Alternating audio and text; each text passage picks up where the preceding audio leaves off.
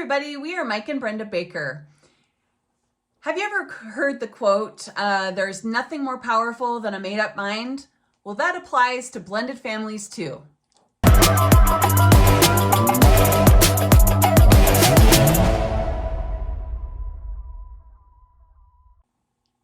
So in this episode, we're going to talk about how belief is the key to blended family or blended marriage success. Now, we said blended marriage, not blended family, but blended family does benefit from belief. Yeah. So you keep in mind that our core, the thing that we teach the most is that the best gift you can give your kids, whether they're stepkids or bio kids, is a happy marriage. That is the most powerful gift you can give them.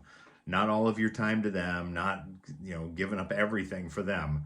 Give everything up for each other, and they will benefit. That may not make sense now, but it will if you do it.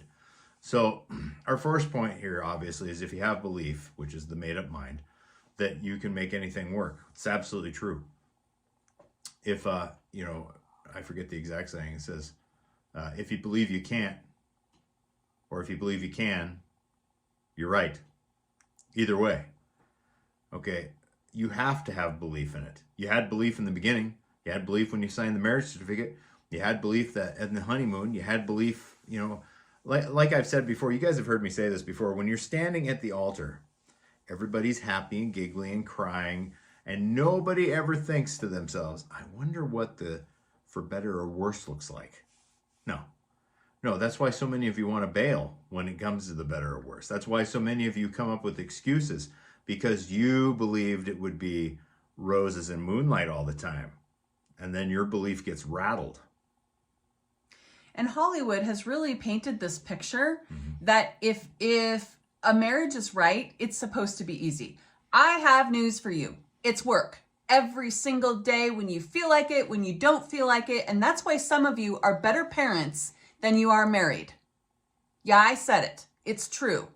I see a lot of you come to the comments and give us all sorts of crap about how the kids come first and blah, blah, blah. You try that out. You just go do that. You do that over a long period of time and you're going to be alone.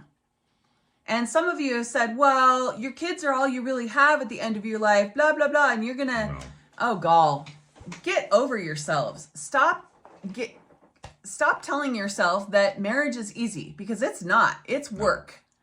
The only reason that we're still together is, number one, God. He's gotten us through some really hard stuff. Number two, we want to be. We choose to be. It's our choice. And we make that every single day. What? You're jumping ahead. Well, no. Well, yeah, but that's okay. So, okay, that brings us to number two. What will unbelief cost you? See, here's the deal. There is no room in your marriage for feminism. There's no room in your marriage for the boss babe mentality. And there's no room in your marriage for all of that masculine or that toxic masculinity bullcrap. You know what there's room for? Love, kindness, strength, which all come from God. Now, we've never been shy about the fact that this is Bible-based. Not lecturing, that's not what I'm looking for. Bible-based mentoring and training, okay? Now, we do get a ton of people in the comments who are just nasty. Oh, the kids always come first. All right, I want you to open a Bible. I want you to find me where it says kids come before the spouse, because you're not going to find it. It's not there. And we're not yelling at you. We're just telling you, from experience and from frustration on some of these people, that you have to believe. You can't come to Christ without belief. How are you going to come to a good marriage, which is a representation of Christ and his bride, without belief? You have to have the same belief. You have to have the belief of Christ, not just a belief in Christ. Yeah. Okay. So what will unbelief cost you? Everything. What does unbelief look like? Unbelief looks like the whole toxic masculinity baloney. It looks like feminism. It looks like boss babe mentality. It looks like narcissism. Okay? What is it going to cost you? It's going to cost you your marriage and ultimately your happiness. You'll never find somebody to be with that you're ever totally content with. You'll never find somebody who will communicate with you the way that you want to. And you'll always wonder why the same thing happens. Last video we just did, I said it, I'll say it again now. The most consistent part of that equation is you. The very first, I did a podcast on the podcast I used to do, The Sedated Man, where I talked about maybe the church problem that you have is you. Okay? Maybe this marriage problem thing that you got is you. In a lot of cases, it's both. Okay, Yep. you're both contributing. Why? Because you chose not to believe anymore. Unbelief is a house built on the sand. Oh, I like it. Yeah. And I would say too that, when people come to us and they're like, "Oh, all these problems," the first thing that comes to my mind usually is, okay, but what sorts of things are you allowing to be in your mind, and fears and that sort of thing? Like, what are you letting come into this marriage? We all have things that we struggle with, that we get triggered by, and things like that we have to manage. Our spouse is not in charge of managing our triggers, our problems, our past. Like, you can talk to your spouse spouse can help you through those things, but it is your job. So stop complaining about it and do the work. We did a video a while back, not very long ago, that we talked about that in detail. What were you going to say? It's interesting because people need to put things in perspective. Okay, perspective matters. Yeah. When you have two kids and one child comes in the room and starts to tattle on the other child, what's the very first question that you ask that child? Well, what did you do? Yeah. What did you do to them? Right? However, we seem to forget that question when it comes to ourselves. When we get mad and we want to basically tattle, we want to tattle a God or the neighbor or a girlfriend or a guy friend. Okay, we forget, well, what did I do? Yeah. Okay, don't have any problem remembering it when it's the kid. What did you do? Because you know there was probably some instigating there. So why do we forget that we still have the capacity to instigate? Which brings us to our number 3 point. So the top 3 things that have helped us be successful. Go ahead. Go get a piece of paper and write this down. So number 1 is never giving up on each other no matter what. No matter how mad, no matter how... Now, wait. We're not talking about getting beat. No. We're not talking about abuse. We're not talking about sexual abuse. We're not talking about cheating. We're not talking about any of that. We're talking about what would be considered normal marital problems. Yes. And believe it or not, there can be some extreme anger in normal marital problems. Okay, just because you've been mad at them for a week does not mean it's the end of the marriage. It just means you're mad. It means you need to bring it down a notch. It means you need the 5-minute rule, where 5 minutes you're as mad as you want to be. Throw things, throw tools, doesn't matter. 5 minutes, and when it's done, you're done. Done. With yourself. With yourself. Done being mad. And then you go, anyway. So you never give up on each other, no matter how mad you get, no matter how hard it is to talk, no matter how much you don't want to look at them. Doesn't matter. No matter how much you don't want to sit with them, you don't want to touch them, you've been mumbling under your breath to yourself for half a day, that this is just the stupidest, and you may not swear, but you may swear when it comes to those times, So, never give up. Never give up. You have to know in the back of your mind that at some point we are coming back together. Today may not be that day, and that moment may not be that moment, but at some point you're coming back together. Right. And really, never giving up on each other really gives a security within the marriage, but also to your kids when you're like, okay, we're going to figure this thing out. In the past, there's been times where Mike and I have gotten into it so much that an email had to happen to break the ice because we were so upset. Because I'm a very passionate person, and sometimes I spread that compassionate or passionate side around a little, and it never works out too good when it's in anger. Yeah. But Sometimes the best thing that we can do for each other is talk about it, get out what we need to get out, because neither of us are listening. Yeah.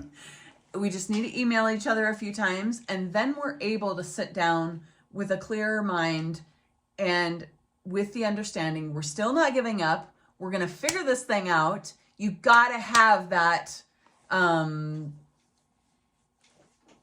that stick-to-itiveness, honestly.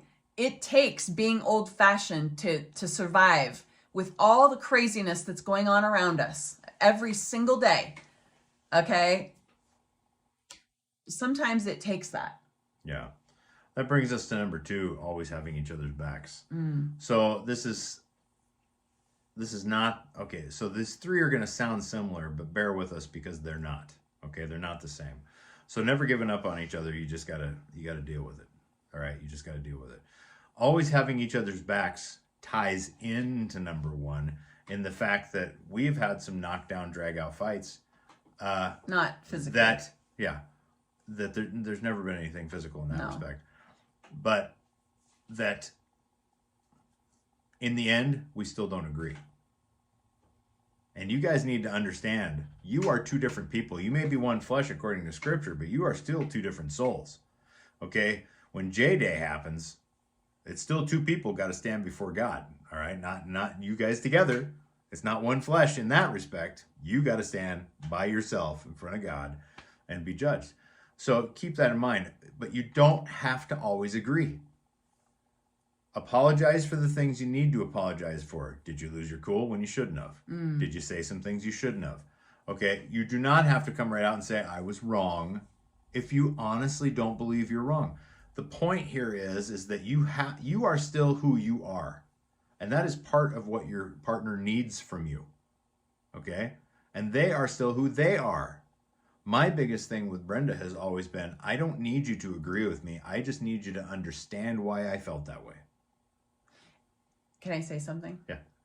And sometimes I don't take the time because I'm so busy, like, blah, blah, blah, blah, like going 4,000 miles an hour because I want to get all my things out that I don't listen. And so, honestly, that is one of my worst qualities, I would say, in marriage, is that when I'm hyped up about something, I don't want to listen. I just want to be heard.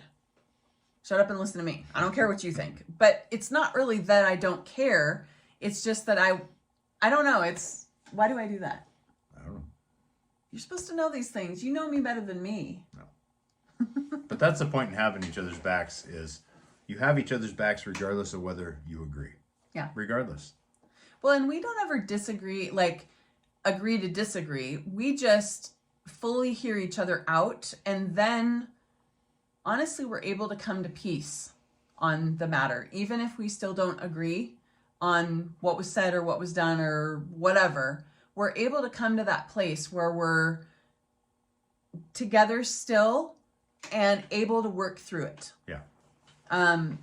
One issue in particular took us about 2.5 years to fully get through, would you say? Or was it longer? No, I'd say it was probably 2.5 years. Yeah, it was a hard one. And in the end, there were still things we didn't agree on.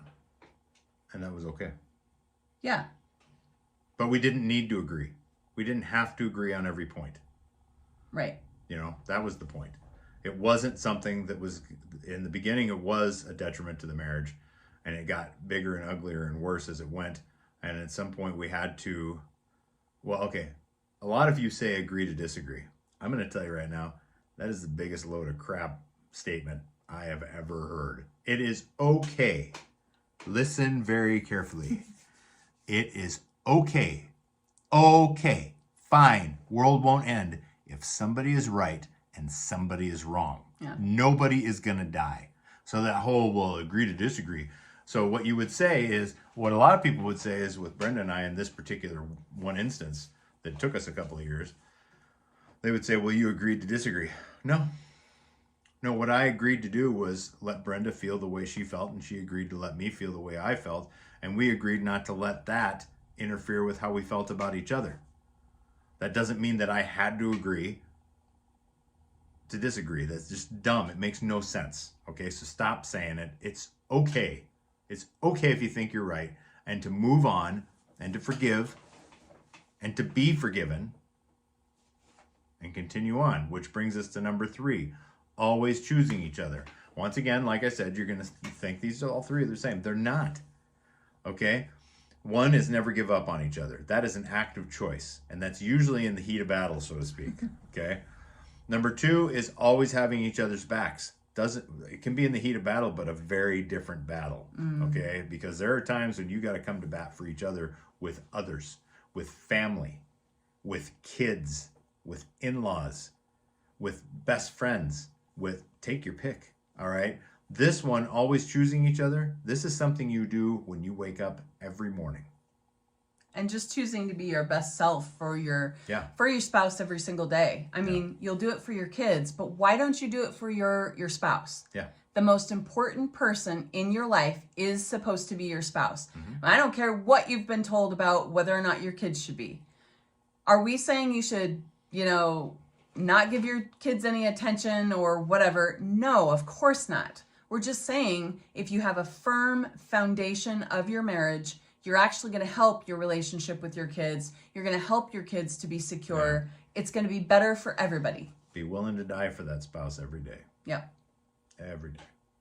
Yeah, and so those are the top 3 things that have really, when we boil every single thing down, that is what has helped us to stay together, thrive in our marriage, and just take the blows wherever we have to take them, work through them together, and sometimes separately, would you say? Because there's been things that I've had to deal with that you didn't really. Yeah. As far as within myself. Yeah. Because they were triggers.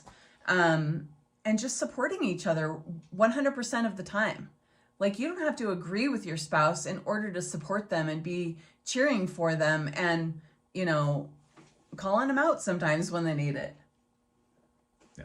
So, anyways, anything else? No. Okay.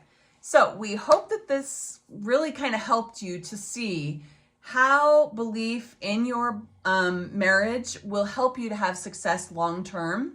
And so if this brought up anything, that triggers you or that you have questions about, please leave those down below, and we'll see you again soon. Bye.